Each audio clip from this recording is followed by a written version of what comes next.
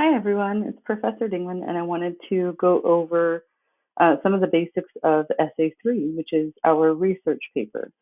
So let's head over to our module, and we'll start with the Unit 3 overview. So essentially what we're doing with this paper is we're taking argumentation one further step, and I'm having you guys make a claim or take a position on an issue that you saw come up in Orange is the New Black, or that you were led to because you were reading Orange is the New Black. And in addition to taking that position, you're going to be finding the research to help support your position or your claim. In Essay 2, when we were looking at serial, I provided the additional articles for you to help support your claim, But for this essay, it is on you, okay? You will be asked to write research papers and conduct research all throughout your college career, so it is an important skill that I'm helping you develop. This is also a good life skill because it's important to know how to research different activities, different purchases, different things that you need to do with your life, right? Research which is the best car to buy. Should you rent, or should you lease, or should you outright buy? If you're looking to change doctors, research which doctor do you need to see, things like that. So it crosses over beyond our classroom. So this does move pretty quickly. So one thing that I will mention to you guys is that it's going to be really important that you stick to my drafting schedule that I've put up for you so that you don't fall behind. Normally in a 16-week semester, this unit would take about 5 to 6 weeks, and we're going to get it done in 3.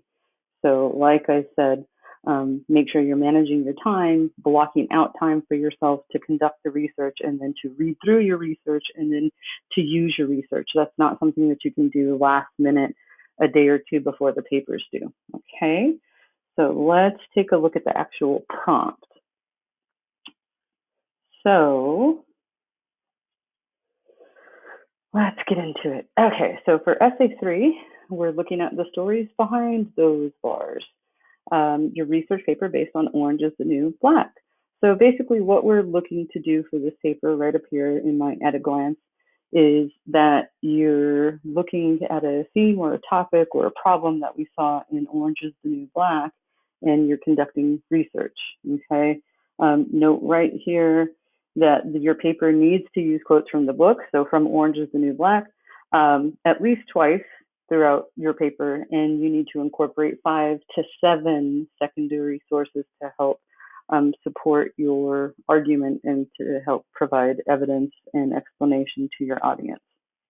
So our main goals for this essay is, of course, being able to write a clear thesis statement that makes a claim about an idea or a theme or a problem in Orange is the New Black, that you're able to support your thesis using textual evidence from primary sources, which is our book, Orange is the New Black, and secondary sources, which is going to be your research. Number 3, demonstrate improved usage of MLA citation methods. So making sure that you're using those parenthetical citations in the paragraphs, in your quotations, right? And also putting together a proper works cited page. Bullet point number 4, being able to critically analyze the issue using your research about the topic and explain this analysis to readers, right? So you're not just reporting information, you're making an argument about an issue that you saw in Orange is the New Black. And that requires you to actually critically analyze that issue, right? To look at, well, what's causing this issue? Why is it bad? What can we do about it? Is it expensive? Right? Things like that. That's really picking apart and analyzing an issue as opposed to just, like I said, straight reporting or summarizing a problem for your audience. And our last bullet point there is to be able to create organized paragraphs that focus on one main point and divide your argument into manageable chunks for your readers, right? So that your argument and your essay flow logically, one paragraph into the next, into the next, into the next, so that you're putting together a cohesive and coherent argument for your reader. So our text, of course, is the core text is Orange is the New Black, and then you'll notice 5 other sources that you will come up with on your own from your research. Please note that I do not want more than 7 secondary sources. The paper limit is 6 pages, about 6 pages minimum. So you don't want more than 7 sources, because then it just turns into you summarizing a whole bunch of resources instead of you actually putting together an argument and using your own analysis. So let's keep it to 5 to 7 sources for this essay. And note for your text, for your sources, they don't have to just be another book or an article. They can be videos, they can be podcasts, they can be interviews. I open this up. My interpretation of text is pretty much anything and everything. If you're not sure if it's something that you're going to be able to use in this essay, shoot me a text, shoot me an email. I'll look over it with you and let you know if it's something that you can use as a source. But again, please don't feel like you're limited to just books or articles. Okay, so what you're doing here is you're looking at, like I said again, a specific problem in the book. So as a department, we came up with these 8 topics, and number 9 is an open topic that seemed to be what a lot of students were gravitating towards when they were reading this book. So the first option is, number 1, to what extent do today's prisons help to rehabilitate criminals and prepare them for their lives beyond incarceration? It's an excellent one. A lot of students choose number 1. Number 2 is very focused. What effect has mandatory minimum sentencing in drug offenses had on the prison population? Number 3, what effect has the opioid crisis in the Midwest and other parts of the country had on the prison population? Number 4, how can prisons become reformed to result in more positive outcomes for inmates and for society? Number 4 is also a very popular option, and you'll find a lot of resources on that.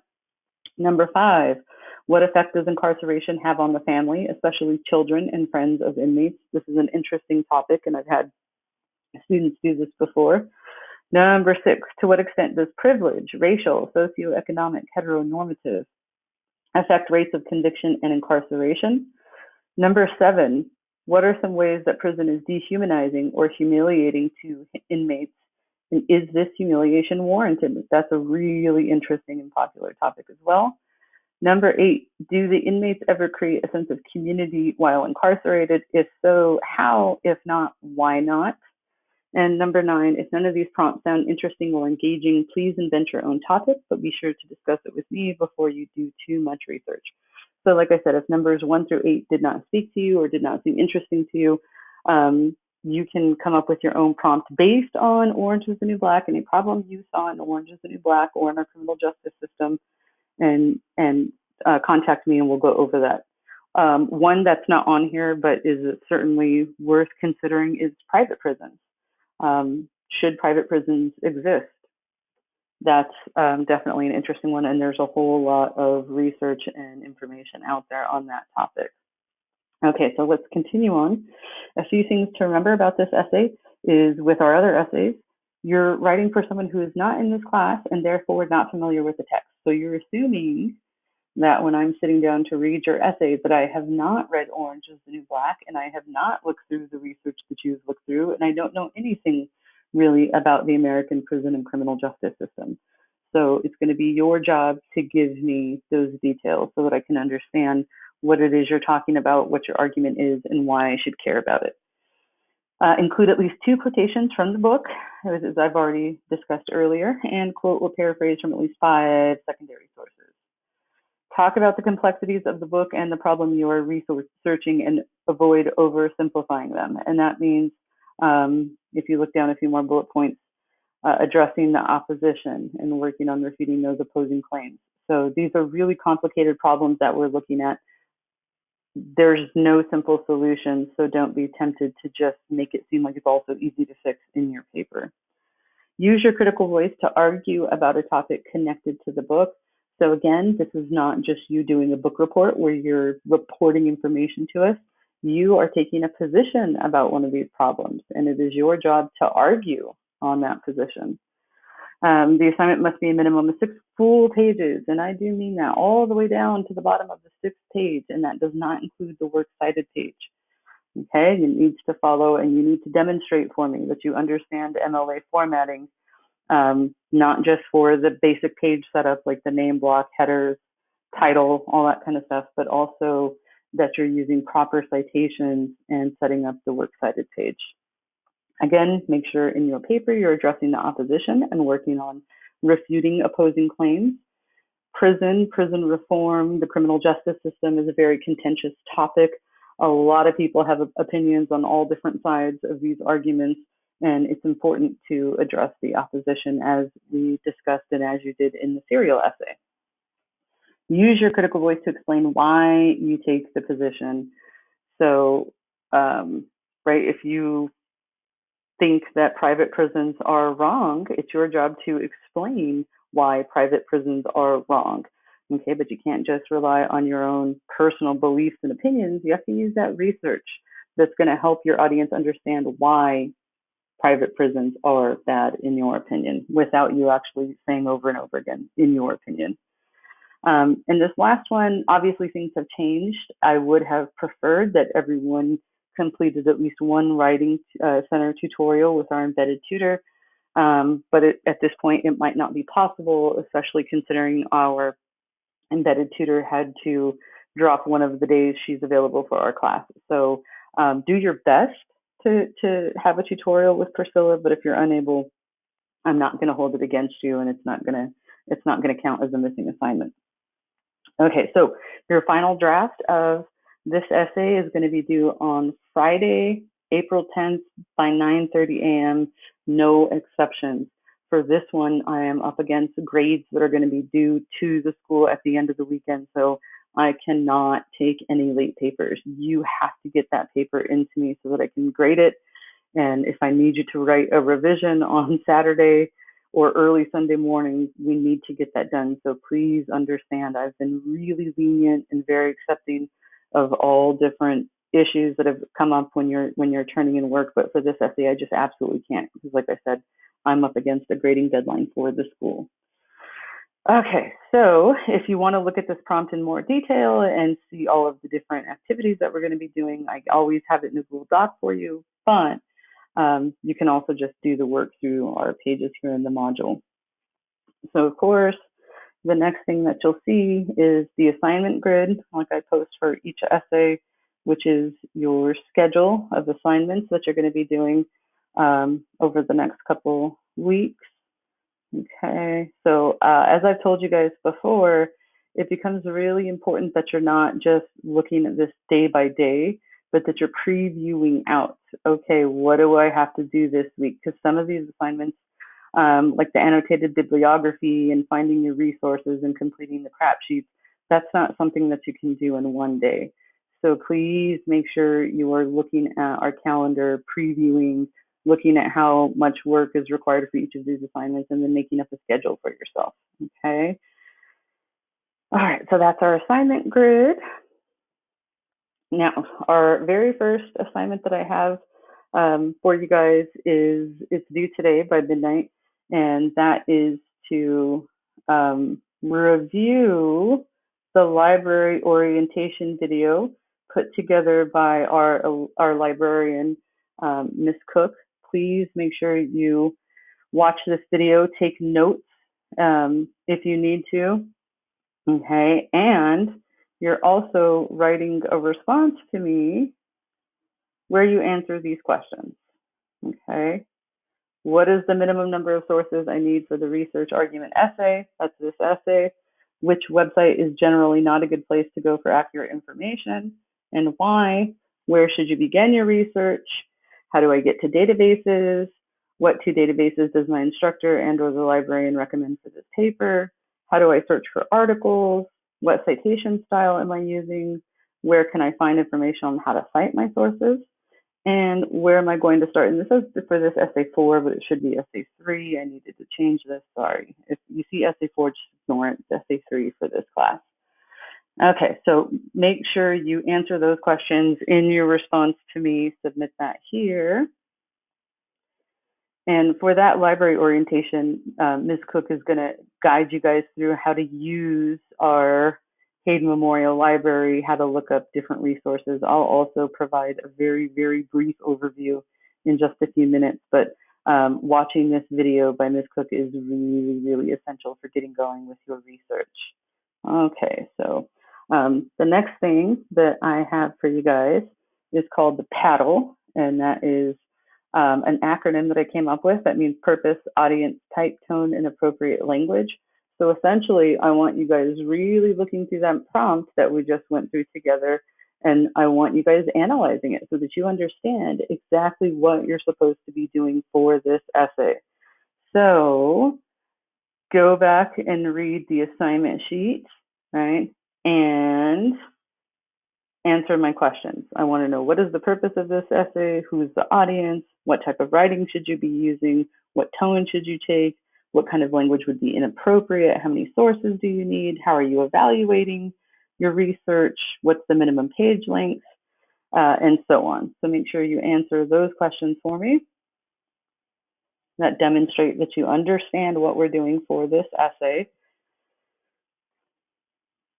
Our next assignment is detailed notes from your textbook. Okay, so I'm having you guys read Successful College Composition, our Appendix A from pages 2 to 16. You're going to stop after key takeaways and complete detailed notes, which is essentially just take down as many ideas or quotes that are coming up to you as you're reading through this assignment. Main ideas, keywords, anything that you think is important. Okay, and then go ahead and load your notes here. And you'll notice it's a pretty short reading assignment. So make sure you make time for that. And at the end of that reading assignment, that brief one, they go over research proposals. Okay, and this is the first step that you're taking towards putting your research paper together. So in our textbook, there's a sample research proposal. And I also included a sample here. So let's click on that and open it up. But this is what you put in a research proposal. And your research proposal must be typed up MLA formatting in one full page, but you put the following things. Okay, the background on your topic, and you don't have to go into a lot of detail because keep in mind it's just one page. Your main research questions. So what is it that you want to find out? At least 3 secondary or sub-research questions. Your working thesis, and again, this is going to be very, very rough, and your basic general plan for research. So let's take a look at how another student did his research proposal. Okay, so you'll see my notes out here to the side. I'll go through this with you guys. Starting right away, proper MLA formatting. You see student's name, my name, title of class, date in Roman format, and header in the upper right-hand corner, last name and page number. Theirs goes over a page. That's totally okay. It needs to be at least a page, but you're able to go over. Notice they did title it research proposal. That's fine. And then they get into the different parts. So again, let's refresh our memory. The first thing that we should see in the research proposal is your background of your topic. So let's take a look at his background. America's prison system holds the highest population of people behind bars, 2.3 million, than any other nation in the world. And the cumulative effects weigh heavily not just on the inmates, but their family, especially children and friends. Prison does not educate or prepare inmates to transition properly into the outside world, so the likelihood of repeat offenses and returning to the system remains imminent. Some people may feel that incarceration is a place for punishment, and prisoners do not deserve education or life skills training. There's a lot of benefits from rehabilitation training that can have a positive impact on the outcomes for people, such as employability, socioeconomic stability, confidence, and the ability to nurture their families. What information should we consider that would help the transition and strengthen family and societal bonds? How can we help improve the chances of success on the outside and lessen the revolving door of repeat offenders? Okay, so what I'm looking here is they're just kind of giving us this background of how populated our prison system is and some of the negative effects of incarceration. And then they start transitioning into the idea of what are the benefits of rehabilitation and how can we improve the chances that former inmates are rehabilitating. Okay, so then we see after the background section, they move into their main research question. So, and it's okay if you use the first person, right? Because this is your research proposal and you're talking to me in this. In my research, I will examine some of the transitional problems within the prison system and how it impacts the families of the inmates. Can training lessen returns to prison? My primary research question is, does the prison system need reform? And do they have a duty to release people who are ready for society and their family responsibilities? Okay, so this is kind of a loaded question. You'll see there's kind of a lot of parts to it. And that's okay. When you're first starting out, you might still be trying to figure out what exactly your main research question is. So it looks like his main question is rehabilitation. Can training, or in other words, rehabilitation, reduce recidivism rates? And does the prison system need reform? I would say yes, it does. And do they have a duty to release people who are ready for society and their family responsibilities? This is a pretty interesting question. I might shape it to focus more on this part here, right, where it says, can training lessen returns to prison, as opposed to does the system need reform, and do they have a duty to release people who are ready? It seems quite obvious that our system needs reform. Now, this one could be argumentative right here, right? Do they have a duty? Do we have a duty to release people who are ready for society and their family responsibilities? Okay, so then here are their secondary or sub questions, which is the next point. And these just help you kind of dig up research, right? What are the advantages of employable skills for inmates? So what are the advantages when we have people who are prepared to come back to society? How can socioeconomic stability help inmates and their families, right? So, having jobs, having a steady flow of income. How can social and work skills improve confidence and change people's lives for the better? So again, I think that goes back to preparing people so that they're ready for society and their family responsibilities. So we might want to rephrase this question right away. Instead of asking, do they have a duty to release people who are ready for society and their family responsibilities, change this to, right, let's put a comment here. How can we prepare inmates for release so they are, let's say, ready for society and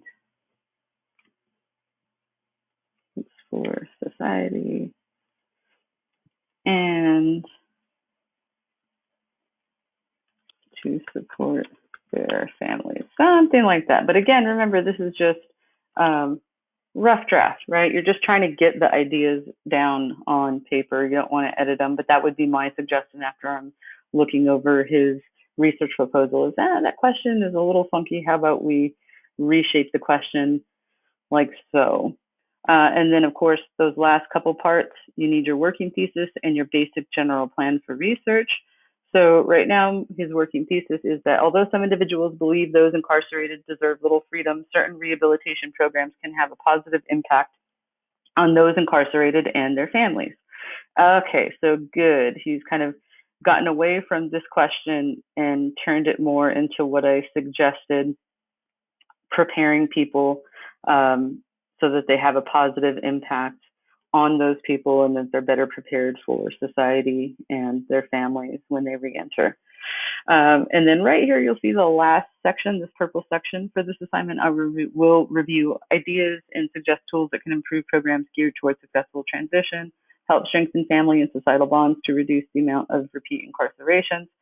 I would also put here, like, what type of resources are you going to use? So are you using articles, videos, podcasts, right? Netflix has all kinds of stuff on prison, actually. That would be my comment. So tell me where you're planning to do your research. What types of sources you're planning on looking at. And that's pretty much the research proposal. So again, it's the background on your topic, your main research question, 3 sub-questions, your really, really rough working thesis, and your basic general plan for research. Okay, so once you finish your research proposal, and I will be going over the research proposal with you and leaving you feedback so that we can help you shape where you're headed with that. The next thing that you need to do is actually start doing the research and going to find articles and documentaries and podcasts and whatever other kind of text that you're going to use, and you need to start testing them to see if they're going to be good sources. So let's head over to the library. And again, it is your responsibility to watch the library orientation with Ms. Cook. I'm just going to give you guys a very, very, very brief, rough overview. Okay, so starting from here, make sure you're signed in. That way you can save your research and you can do this from home. All right, so what we want to do is we want to look for our databases. Okay. Now, one great database for this topic, for this research paper, is something called Opposing Viewpoints. And like the title suggests, this gives you a controversial issue and presents different arguments on that issue. So let me show you why this is a great database. So let's just type in prison reform. See what comes up. All right, and you'll see it brings up different types of sources, right? So we have 14 academic journals, 9 images, 97 magazine articles, viewpoints. This is what I'm really interested in, 26 videos, websites. So you can see all the different sources here. These are some really interesting articles. But like I said, what I'm interested in is checking out their viewpoints. So this will give you an issue from different points of view, as I just stated.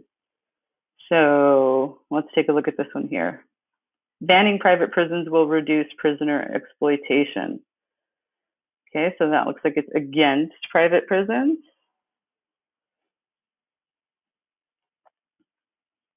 All right, so now why I like opposing viewpoints is because of not only all of the information that it gives you, but all of the extras.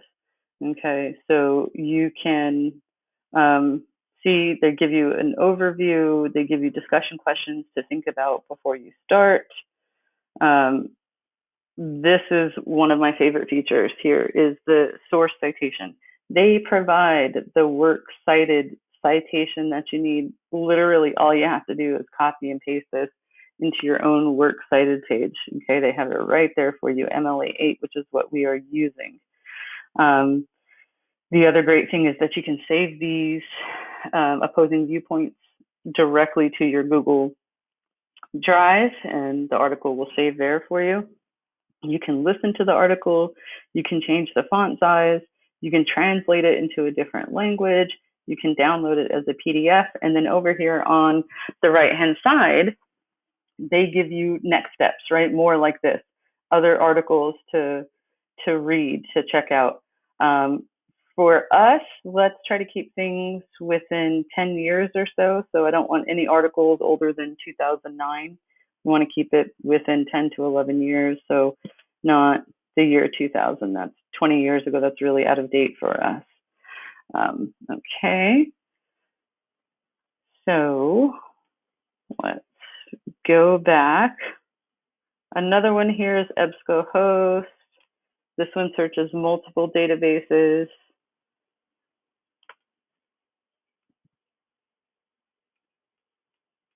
Wait for this to pull up. Okay, we're going to hit continue. Now let's try prison reform. That's an interesting topic that a lot of people generally pick.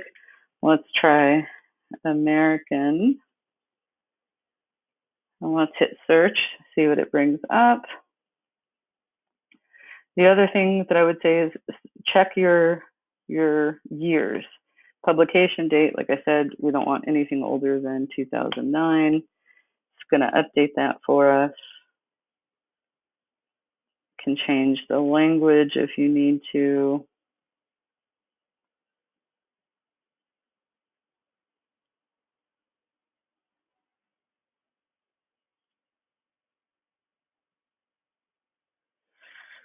Okay. And then you can just kind of scroll through and find articles.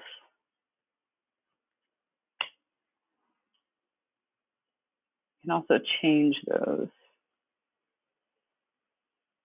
Okay, so when I changed it to just America, looks like there's a bit more. Education for Liberation, the Politics of Promise and Reform Inside and Beyond America's Prisons. Let's click on that. That sounds interesting. Okay. Here, you're able to download the full text of this article. And you'll see right here the different tools that you have.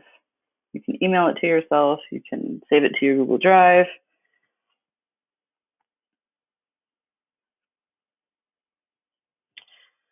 All right, so that's another way to find information for your research.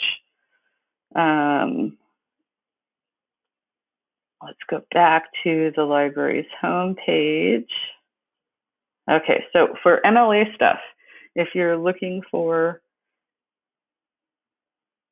how to cite all this, they have research help right here for you guys, citation and research. If you click on that, it takes you over to the different forms of citation. We're MLA, we're using MLA 8. And so they have a whole bunch of resources right here for you. One of the most helpful resources is this file right here, this PDF, MLA 8 guidelines. And this is a handout they actually give out in the library. And this shows you exactly what your citation should look like. Most of your resources are probably going to be periodicals, articles, right? And so you'll follow this format here. Okay, so it's author's last name, title of the article, where it came from, like which magazine or journal, right? Publication dates, pages, and the URL for where you got it. But then they also have resources here that show you how to cite DVD recordings, online, print sources, books, right? And then I also have some more resources for you guys over in the MLA module on our Canvas page. Okay, so there's the library's MLA stuff. Let's go back. Okay, we also have these guides. So from here, let's go to English and Literature. And you'll see we're English 101E nonfiction resources. Let's click on that.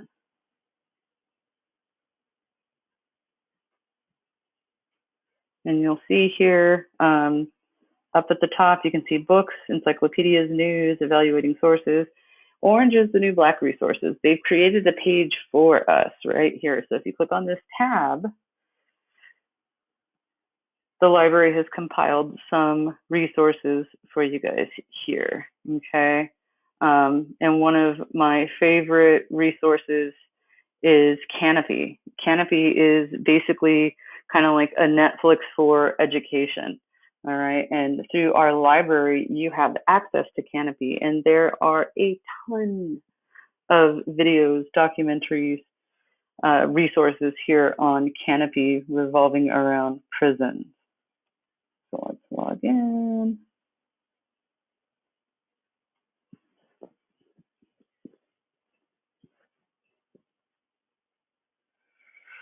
Okay. So once it allows you in,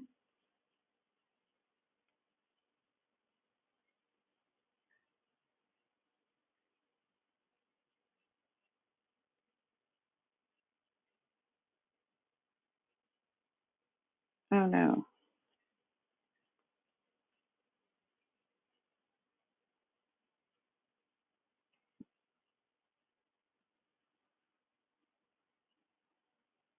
We'll have to come back to this.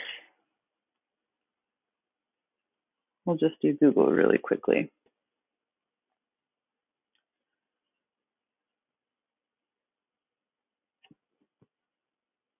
Just so we can get in there and so you guys can see. All right, so you have access to all these movies. So let's take a look at Prison. We'll just type that in there. And you'll see we get tons of hits. It goes on and on and on and on and on. Okay, you'll see 153 pages of hits if you type in Prison. This one's really interesting. A lot of my students use this last semester. This specifically focuses on women, particularly incarcerated mothers. Type prison reform, see if we get a little bit more.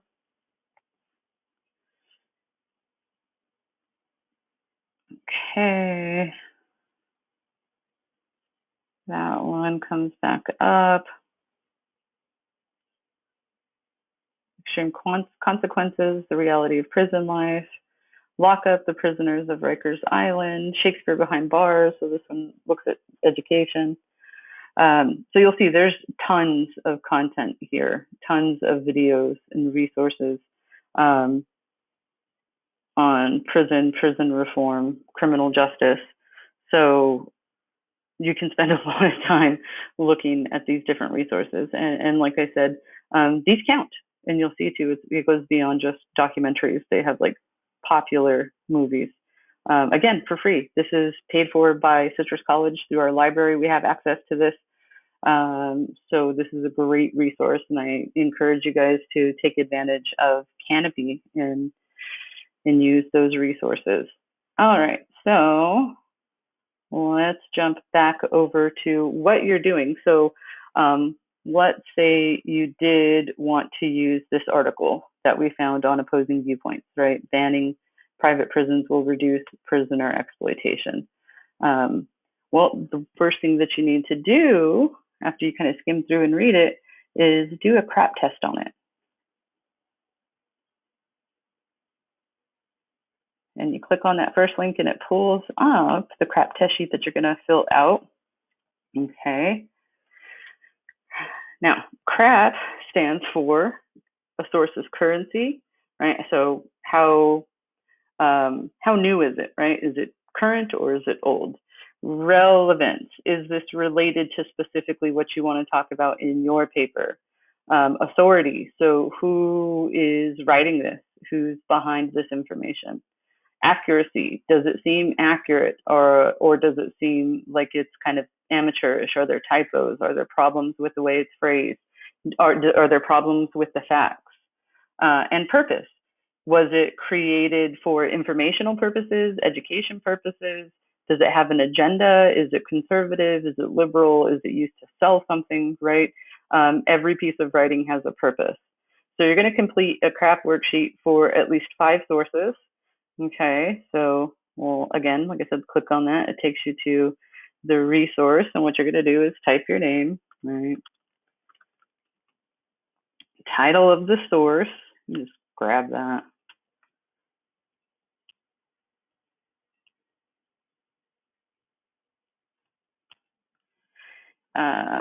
And now it's going to start asking those questions. So currency, when was the information published or posted? Okay, let's see. It says right here, 2020. Awesome. So this is very current. Let's just double check though with my citation. Yeah, 2020. Okay, so let's put that in 2020. Has it been revised or updated? I don't see any information that indicates it's been revised or updated. Plus, it was just written, so it doesn't seem like there really will be any need to update this right now. So let's answer no. Is the information current or out of date? Well, that's not helpful. Yes, let's say yes, it's current. Are the links functional? This isn't really you asking for links, but sure, let's test that.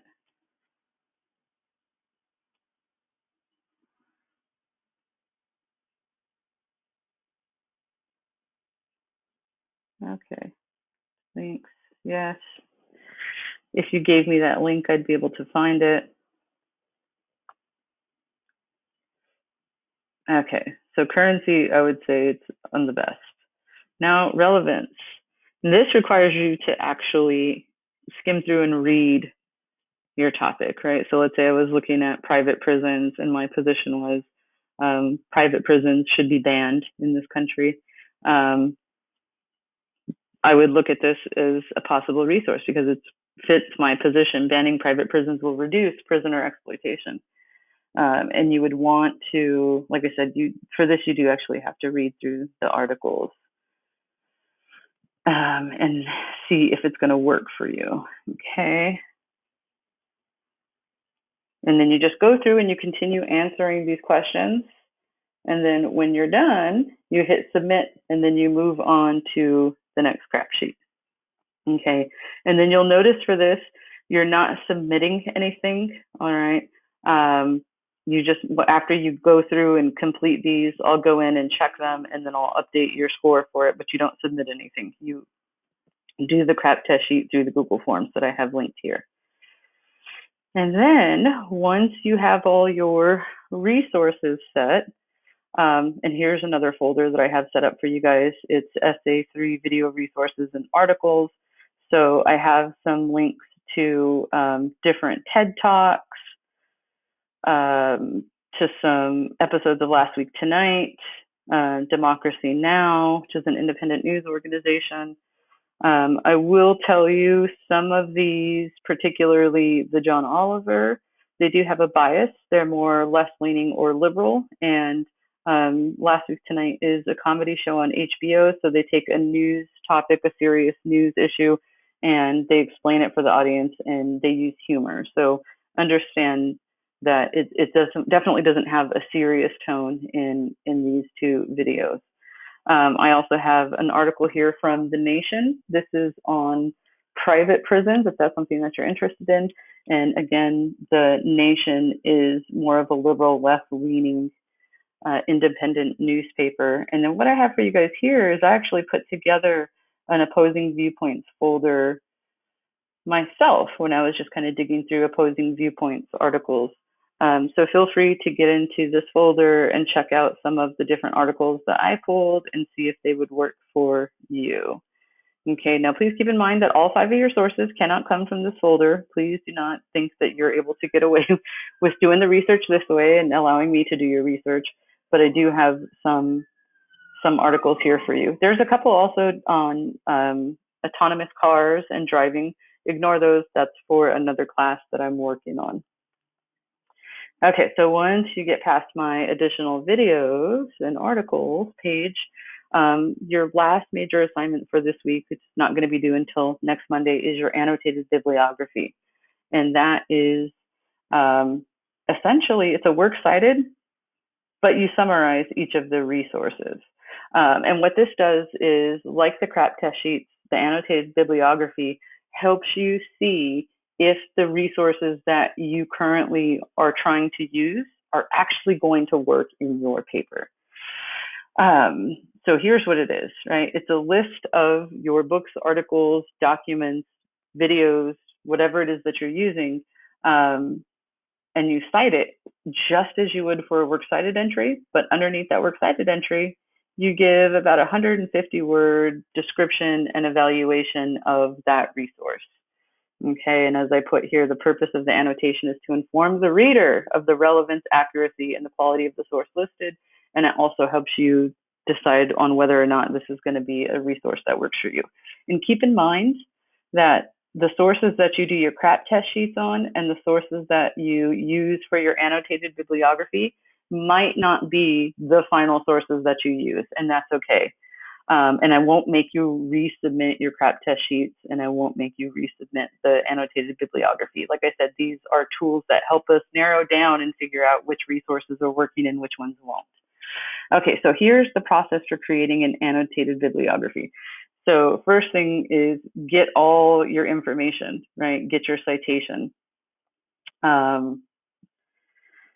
And you want to, like I said, try to use the sources that are going to be the most useful for you. All right. And then when it comes down to you actually putting together the annotated bibliography, the first thing you do is cite the book or article using the appropriate style. For us, it's MLA. And like I said, if you're using some of these resources, the citation is done for you, right? You just got to copy and paste that thing into your own paper. And then after you drop your citation, you write a concise annotation that summarizes what the article is about, and they can do the following thing, right? So your little paragraph can evaluate the authority or background of the author, comment on the intended audience, compare or contrast this work with another you have cited, or explain how this work illuminates your bibliographic topic. Okay, so how is this helping you? So let's take a look at some of the samples that we have. And this is just a general sample here from the MLA handbook, but I actually have samples from our paper that we're doing. So let's open this one.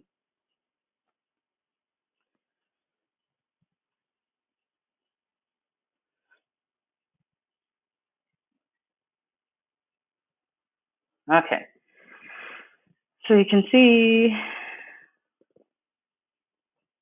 not too long. His is about, goes on to the third page. But like I said, it's just works cited with a little summary underneath each entry. So of course, everything again does have the proper MLA formatting, name block, header, title. Okay, this one they put their working title and the fact that it's an annotated bibliography. Let's take a look at what they're doing. Okay, so notice each citation has the hanging indent. For works cited pages, we do hanging indent, which is the reverse of the regular indent we use for paragraphing. If you don't know how to use a hanging indent, Google it. Okay, so this first entry that they're using is Conservative Prison Reform Plans May Cause More Harm Than Good by Elizabeth Bruning. It was from Opposing Viewpoints, 2018. From Gale on the web. Here's the date they accessed it. Okay, so here's his annotation. Bruning discusses how conservatives' opinions on prison reform can cause more harm from prisoners and society than it can cause good. Bruning opens by discussing the recent drive amidst conservative politicians for criminal justice and prison reform. When arguing this, Bruning uses evidence and facts from the prison reform initiatives pushed forward by former Texas Governor Rick Perry, Utah Senator Mike Lee, and Kentucky Senator Rand Paul. Bruning concludes that these attempts to bring needed reform to the criminal justice system have not improved, and by focusing on slashing prison costs, reform acts fail to provide support to community programs that help people stay out of prison. Okay, so what we see here is a brief, as I've noted out here, it's a brief but strong summary of the source. In just a couple sentences, they've summarized what the source is. Okay.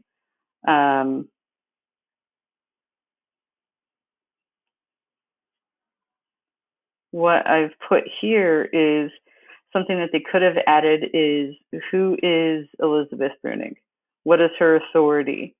I would say go beyond just the summary, so that way it's actually a good annotated bibliography. Otherwise, it's just a brief summary. Same thing here. You'll see they're following The formatting, it's alphabetized by author's last name. Same thing, they have the proper citation. This, again, is basically just a summary, and my notation is go beyond the summary and explain how the source is used or how it rates against other sources, or what is the authority behind Monica Frolander Ulf and Michael Yates, right? You want to do sort of a combination. It should do one or more of these things: evaluating the author, commenting on the audience, comparing or contrasting with another resource, explaining what it is and how it is going to be used in your paper. So go beyond just summary. You don't have to do by much. It's just a sentence or two. But this is what your annotated bibliography should be about, okay? So a really good formula is summary and then comment on the authority of the author. That's a good way to get this done and help you see, okay, is this actually going to work for your paper? And is this a good resource? And that pairs very well with your CRAAP test so that you can see if this is going to be something that you should use. Okay, so that's our first week in our research paper process. If you have any questions or concerns or need any help with anything, please feel free to shoot me a text or shoot me an email. Okay, guys, talk to you soon.